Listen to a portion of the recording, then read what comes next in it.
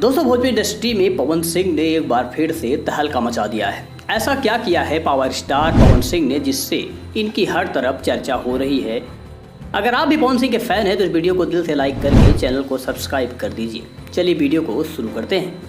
दोस्तों, power star Pawan Singh ने एक बार फिर से इतिहास रच दिया है। जी हाँ दोस्तों, इस बार पवन सिंह का एक ऐसा गाना जिस गाने को सभी ने भर भर के प्यार दिया है और उस गाने के बोल हैं राजा जी। जी हाँ दोस्तों, पावर स्टार पवन सिंह के इस गाने ने 100 मिलियन व्यूज का आंकड़ा पार कर लिया है।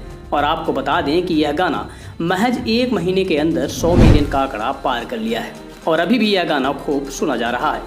फिलहाल दोस्तों, पावर स्टार पवन सिंह इस समय लंदन में अपनी फिल्मों की शूटिंग कर रहे हैं। लंदन से आने के बाद एक बार फिर से आपको इस तरीके के एक से बढ़ के एक गाने सुनने को मिलेंगे। फिलहाल इस खबर में इतना ही। बने रहिए हमारे साथ अगली वीडियो के लिए।